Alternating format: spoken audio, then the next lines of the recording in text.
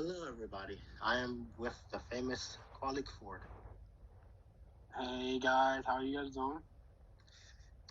So, Qualik, I will be asking you roughly 10 questions. Please answer it to the best of your abilities and try to give good details, if you don't mind. Yeah, for sure, for sure. The first question is, what is your title and describe a typical day in your position? Yeah, so I actually have multiple titles for the same organization. So the overarching organization, the national organization I work for, is the National Federation of the Blind, and then each the National Federation of Blind has affiliates, and each affiliate is from each state. So I, of course, live in Maryland, so I'm a part of the Maryland affiliate, and so in each affiliate there are chapters and divisions are based off of sort of interest groups. So my main title for the longest time has been the Maryland Association of Blind Students president, and I'm also now on the National Federation of Blind of Maryland board. So NFBMD and MDABS would be the acronyms. Yeah, and so um, so a day in my life kind of consists of setting up events for our students for the student division. So what I do with the students, we look to empower and enhance the experience of blind students' lives. And so what that means is that blind students kind of encounter accommodation issues, they encounter issues fitting in, they encounter trying to discover themselves like everyone else, but because of their blindness, that sometimes can be hard, that sometimes can be an area where they need us to help them work on their skills like advocacy, and we do not only self advocacy, but we also do legislative advocacy because we sometimes have to advocate for the laws that are being passed to be passed in our benefit, like educational reforms and stuff like that. Um, we also plan events for our students. So, for instance, we have a bowling night that our students are going to do coming up in April. We have a Kinetic Ninja Warrior night. Kinetic Ninja Warrior is a place that has different obstacles and fun activities that most people would never assume that a blind person would enjoy because they seem very visual. They seem like it would be hard. Like how could a blind person run up a warped wall? But it's very easy, and we just have to kind of be explaining what we're doing, and we get to do it. There's so many blind athletes and different things in our student division and in our organization as a whole. And as a national, I mean, as a board member of the NFB of Maryland affiliate, I transferred that stuff to a broad scale for everyone, all the blind people that are a part of our organization here in Maryland, and create activities and events for them to participate in and learn in, whether that's learning new technology, whether that's getting them access to financial information. And then, of course, I help out with some committees. We have the Diversity, Equity, Inclusion Committee that I am co-chairing here in Maryland. We have the Sports and Recreation Committee that I'm also co-chairing here in Maryland. And I co-chair a another Diversity, Equity, Inclusion Committee uh, for the National Association of Blind Students, which is sort of a part of that national organization, but is a national division um, for students. That's awesome. Yeah, it's just got a lot going on, a lot going on. My next question is, what does a leader mean to you? So when I think of a leader, I think of someone who is constantly thinking about how to better what they're doing, whether they're a leader at Amazon or whether they're a leader of an organization that's a nonprofit like I am. I think that their goal should always be to evolve where they are and evolve the organization around them, and to have critical thinking abilities. I also think that a leader listens. I think the biggest thing about a leader is understanding that just because you're a leader doesn't mean that you're the smartest person in the room. A lot of times, as leaders, we aren't. Like, the reality of it is, we have a lot of times developed the traits that it takes to lead and to hold the attention of others, but we still consult different people on the things that we work on, because it makes sure that we're bringing in fresh ideas and making sure that we can think in different ways. So I think a leader is just someone who's willing to listen, who has critical thinking abilities, and who is interested and able to elevate where they are and the organization around them. Okay. Awesome. My third question is sort of a two-part question. What strengths do you believe you have as a leader? So I think my strength as a leader is my focus on communication. I think that I always try to keep up networks of communication, especially verbal, in-person communication. I'm really good at talking, and I love talking, as you can see. So I, I'm really good at doing that. I think some of my other strengths lie in just motivation and innovative thinking. I think that for me, trying to drum up new ideas, new things that are fun, trying to figure out ways to do different things is a really big part of my personality. And I'm always constantly thinking. I'm always pushing toward the future. And so, um, those are my strengths. And Okay. Now, what are your weaknesses as a leader? yeah, so my weaknesses as a leader are logistics, and that's a terrible saying to say as a leader. Like, I acknowledge it. I'm terrible at logistics, but like, I do struggle with paperwork. It's not what I like, and so sometimes I it's hard for me to force myself to do it, because for me, I like the aspect of being out in the public and doing what we do best. I like interacting with other people, and so sometimes, like, having to sit at my desk and write what needs to be written is hard, and can be challenging. So definitely love verbal communication, and don't really like written communication as much. And organization is something I'm always working on. I think, um, just when I look at my weaknesses, I'm always I'm always working on everything that I can to make Yeah. myself better. But I definitely think organization and logistics are the things that I put the most, or just or yeah, not all of logistics. I think I'm good at putting things together, but just keeping it all together, and making sure that I have a good organizational system to remember everything that I put together is kind of where I struggle. Okay.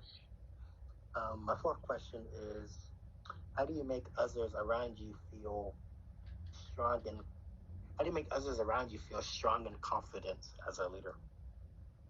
Yeah, so for me, to make the people around me feel strong and confident, it's to give them tasks to do. It's to make sure that they feel like they're a part of the movement. As a student division president, we take on, as a student division, a lot of work. We do a lot, and sometimes I have the habit of trying to take on too much, then it doesn't get done as well. And so I've been working on and learning how not to take on as much, and how to make sure to divvy up my workload, so that not only am I doing the things that I know I'm really good at, but I'm also empowering my fellow leaders and the people I'm working with, to take the next step, to step up to the plate. I have a board member named Nadia, and Nadia, when we first, when she first got onto the board, she was hesitant. She was not very outspoken. She was very shy. She just didn't really seem like she was confident in being there. But now, because I, decided to entrust her with more, I come to her with more. I consult her and want her advice for more. She's stepping up, and the thing I love the most that Nadia does now is that she gives me pushback. She tells me when she doesn't like my ideas or when she thinks that she can do better. And when she can do better, it means that she has helped elevate the situation and in a way that I didn't foresee. And that's good because I can't foresee everything. Um I can't, you know, always be counted on to make the best decision because I don't have all the answers. And so because she is able to, you know, stand up to me and make sure that her opinion comes across, we make sure that we constantly have good dialogue and a good connection. And it all, like I said, it helps her step up to the plate and elevate us all to another level. Okay. I think your answer sort of leaded me on to my next question, which was, how do you how do you build relationships and trust in your organization? Yeah, so trust and relationship building is is really done by openness, right? If you are a leader who doesn't communicate and doesn't allow yourself to give other people problems to solve, then that trust will never be really developed because you're showing that you don't trust that person. You're saying, even if you don't directly say it, you're saying that, hey, like I'm doing everything because I don't think anyone else is competent enough to do it. And if you feel like that, then maybe you should adjust who's on your, who you're working with. But overall, like if you're just holding it back because you're scared that someone might mess something up. You can't be. You have to give out tasks and you have to give out your trust so that you can receive their trust in return. And a lot of times it works out for the better. And if someone does make a mistake, I mean, you make mistakes too as a leader, right? So because of that, because you make mistakes, like, and if someone else makes mistakes, then you have to understand that. Well, like that's gonna happen, and then you go and fix that mistake, and you've all learned something from that situation. So everything that we do is a learning opportunity for us and for us as leaders and for those we work with. And so we just have to make sure that we give the people that we work with those learning opportunities so that their trust in us as leaders grows and so that our relationship can develop. Because when you go through hardships with a person, when you go through struggles with a person, when you work really hard alongside someone, your relationship grows. The trust in each other becomes almost innate. It becomes almost instinctual. And that's a great point to get to when considering when considering like that's a great point to get to when considering trying to build a bridge between you and another person. What's that? Thank you. Do you feel like it's important to delegate? If so, why and when do you think it's important? Oh yeah, I mean we kind of talked about this a little bit, or I kind of talked about this a little bit, but yeah, I think it's important to delegate. I think that to delegate means to open up the possibilities of what you guys are capable of. If you have 16 assignments and there's 4 people, and you do 10 of those assignments, and you let the other 6 to be done by the other 3 people, then like yeah, it could get done, but I promise you the 10 assignments that you were given to do, they're not going to get done as well. You're not going to do them as well as if, but if you switch the situation and you had 16 assignments and there was 4 of you and each of you got 4 assignments, those 4 assignments would probably get done better. Those 4 assignments would probably be handled in a more efficient manner. And now that they've been handled in a more efficient manner, you're able to conquer what you working on faster. And when you're able to do things faster, it means you're able to move on to new things. And so when you delegate and you divvy up things, it opens the possibilities of what you're able to do. And that's what you're trying to do. Whatever you're trying to do as a leader in an organization or in the workplace or wherever, you are trying to open up the possibilities to do more. And so the more you're willing to trust the people around you and to build those relationships and divvy up the things that you need to do, the easier it becomes for you as a leader and the easier it becomes for those around you. Awesome. I like how you added a little math up in there. Right? Yeah, always.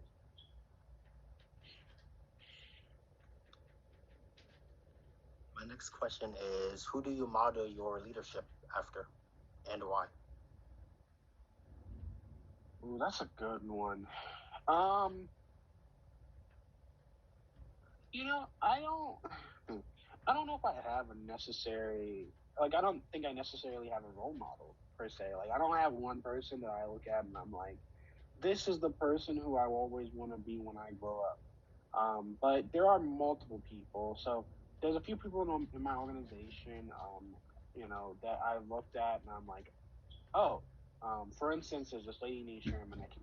Sharon Manecki in our organization is like, especially here in Maryland, is like a god. Like, it's crazy because like if you say, hey guys, like I need this done, they're all like, hey, call Sharon, and it's like because Sharon, over her like many years being a part of the federation, has built up this idea and this image of herself because through her actions that shows that she's a go getter. She'll get it done. No matter what you gotta do, no matter who she's gotta talk to, she's gonna get it done. And she's a very nice and kind and gentle soul.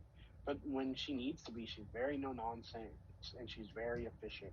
And I really love that about Sharon. Whereas her predecessor, um, the current president of the National Federation of Blind in Maryland, Rhonda Hoffman, she is very much a delegator, whereas Sharon kind of took it all on herself. Rhonda's very much a delegator. She's very much someone who like is looking to make some of the logistics easier. She made sure that people are keeping track of the things they're doing on paper or on the computer. She's making sure that our records are better. She's very good at making sure that we don't overlook the little things and that we're becoming more efficient and more effective and a little bit less Sharon dependent. Because the way our organization was set up was that it kind of felt like without Sharon everything would crumble, and now we're learning that we can do something for ourselves, and that's really important. So as a leader, those are definitely some of my two biggest influences. There are other people in my life that have, throughout my school time, throughout my volunteering time, throughout even now in my job workplace, um, you know, like one of the messages like everyone has been telling me that I've got to learn it because I'm doing so many things. I'm in college, I'm going to work, and I do all this volunteer work. Is at some point you have to say no. Like some point you have to just be like, I can't do this. And I struggle with that because I like I said, I'm a dreamer. I'm an innovator, and I want to be a part of everything that means success in the future. And so for me, like I want to be remembered as someone who was always in the thick of things, but sometimes that I have to pick and choose of what I'm in the thick of. And so all these kind of things I've learned from different people in my life and people who supported me and helped me. And I'm just one who pursues conversations with people to learn their leadership style and then kind of, figure out how it's different or similar to mine and what I can do to enhance or take out of my leadership style to make it better.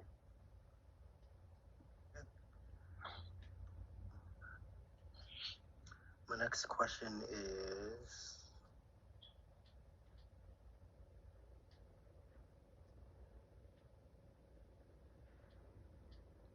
what do you enjoy about your everyday duties as a leader? Um, I hinted to this earlier, but I just enjoy being in the thick of it. I enjoy being out in the real world, helping real world people and having real conversations, being a part of real events. I like the conclusion of what we do. I like When someone can call me and be like, I have this issue with my computer and the screen reader software, and I can say, well, here, you can go on to this site and to get this kind of information. Or when, some of my friends or one of my friends can call me and be like, hey, like, could you teach me this one thing? And I could be like, yeah, like, I feel confident enough to teach you this thing. And I feel like because of my positions, I, am a good enough instructor for you. Or and because of the nature of my roles, all those things happen all the time, and I just like being relied upon. I like being someone who people can feel like I'm a wealth of information and a source of, of helpfulness and a source of strength for those who are just becoming blind and may not have ever been in that situation. And so I just like that's what I really like. That's what I really like to do. I guess I just like to help in its simple terms. Okay. We have two more questions, and the next question is this might be a brain squeezer. It Oh no. is, what do you what do you hope to accomplish as a leader? What do you hope to accomplish as a leader in the next 3 years? Oh man, yeah, 3 years. So for the student division in 3 years, uh, I honestly kind of hope to be stepping back. I'm up for election this year. I hope to run and successfully retain my position. But in 3 years, I would, well, by 3 years, I'd be running again, essentially. And I wouldn't mind running for a third term, but after that term, I'd probably want to step away from um, the student division in the presidential role. The student division is one of those things where we always want to make sure there's a lot of movement. Students are you're graduating, you're changing. For me, I just want to see the student division flirt. I want that people to know that the student division is one of the best student divisions in the country. Um, I want blind students across Maryland to know what MDABS is. I want people to be like, oh yeah, MDABs, like I've gone to their events. I know who they are. They're very helpful. I want to be on the board. I want to help out. Um, I want people to, speak in awe of MDABs. And I want the same thing for the National Federation of Blind in Maryland. I want to open up the doors of connection and cooperation between the other blindness organizations here in Maryland and continue to help bolster our membership. I really just want to see the things that I'm leading thrive and become very successful. I want to make sure that through events and through activities that we all come closer. That one of the issues in the NFB of Maryland and kind of in the greater NFB as a whole is our membership is older. I want to inject new membership. I want to make sure that when the older generation finally steps away, that there'll be another generation right there to take over for them, and that my generation and my parents' generation, will be able to step up to the plate and make sure that we're making good decisions and helping us, get involved with some of the new things we're talking about, right? Like, what will virtual reality do for us as blind people? What will uh, the advances in technology do for us as blind people? What will learning and having more confident and independent blind people do for us? So all those things are really crucial to me.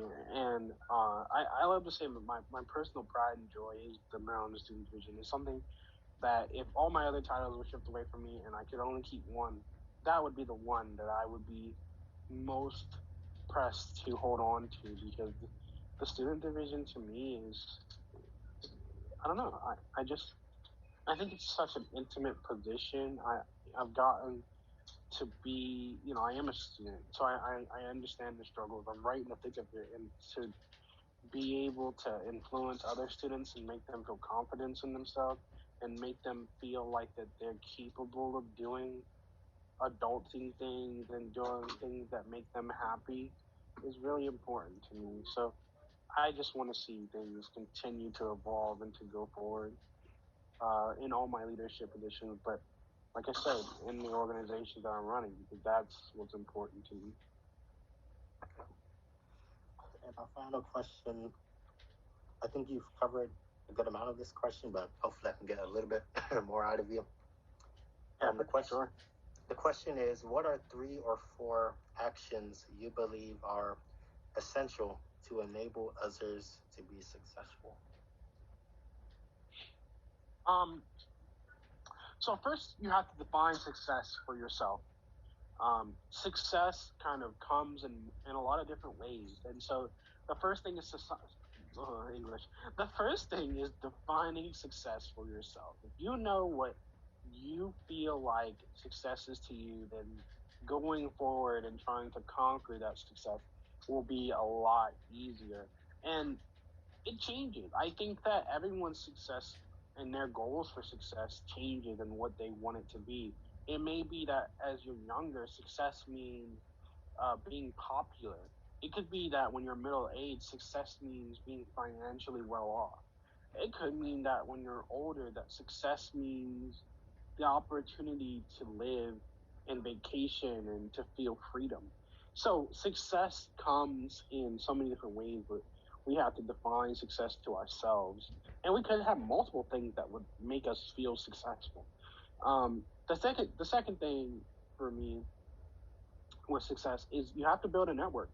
You have to know people. You have to be able to put yourself out there. And it doesn't necessarily mean that you have to be extroverted, because I personally am not a socially extroverted person. But when it comes to networking, when it comes to building connections for myself and the organizations that I work for, I make sure to put that first and foremost every time, because you just never know. You never know who you might need to call for help. You never know who might call you for help, and you never know who might, ring your doorbell with the opportunity of a lifetime. The third thing, to be successful is confidence and the willing to ask questions. You have to believe in yourself. You have to make sure that you believe that you can do whatever you're setting yourself out to do.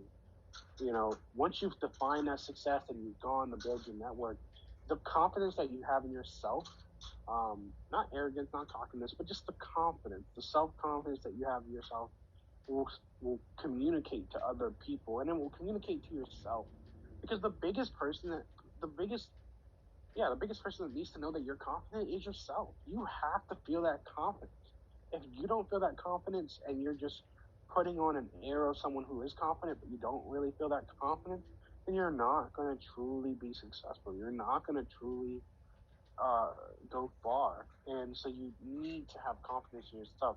And then the ability to ask questions. You cannot ever be afraid to learn new things. You can't be afraid to communicate with others and learn about what you want to do and learn about the world around you, because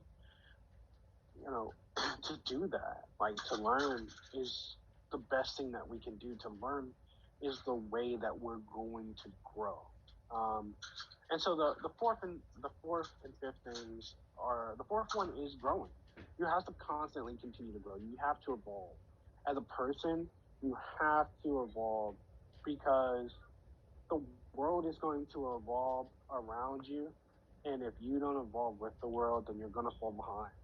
And if you fall behind, it becomes harder to meet your goals of success. And the final thing, is enjoyment. You have to enjoy your life. To be successful, you have to enjoy your life. You have to be able to say that you enjoy what you do, that you're happy. Because if you're not happy, you're never going to put in your full effort. if what you do doesn't awaken a certain amount of desire in you, a certain amount of hunger, a certain amount of happiness, a certain amount of drive, then you're never, ever going to truly be able to commit to the things that are going to make you successful or reach that level of success that you want. So those are the things I think that you need to have to be successful and to be on it. Awesome. That's great. And that's all my questions. Thank you so much for explaining all of that.